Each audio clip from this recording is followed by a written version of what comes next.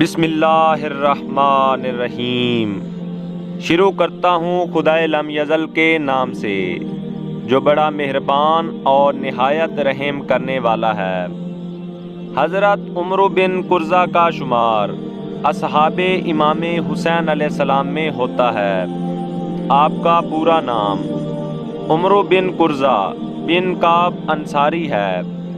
آپ کے والد جناب قرظہ بن کعب صحابی رسول خدا تھے اور جنگ احد اور اس کے بعد والی جنگوں میں شریک تھے۔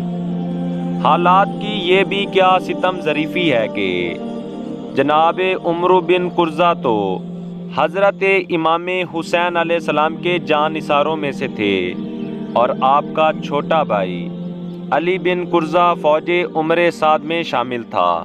جناب عمرو بن قرظہ ہی کو حضرت امام حسین علیہ السلام نے عمر سعد کے پاس یہ پیغام دے کر بھیجا تھا کہ تم مجھے رات کے وقت دونوں لشکروں کے درمیان ملو۔ یوم عاشور کو آپ نے میدان کربلا میں اپنی شجاعت کے خوب جوہر دکھائے۔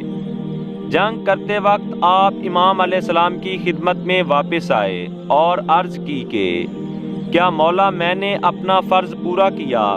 امام علیہ السلام نے فرمایا کیوں نہیں، تم آگے آگے جنت میں چلو۔ میرا سلام رسول خدا صلی اللہ علیہ وآلہ وسلم کو پہنچا دینا، میں بھی تمہارے عقب میں آتا ہوں۔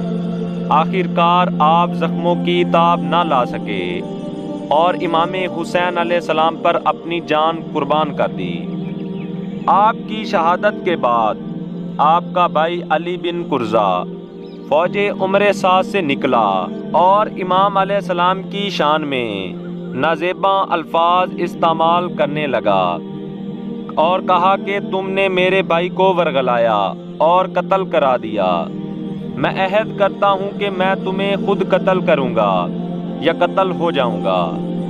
جناب نافع بن حلال اس کی گستاخی کی تاب نہ لا سکے اور آگے بڑھ کر اس ملعون کو نیزہ مارا جس سے وہ گر گیا اور وہ چوٹ کھا کر بھاگ نکلا اور بعد میں علاج و معالجے سے صحت یاب ہو گیا۔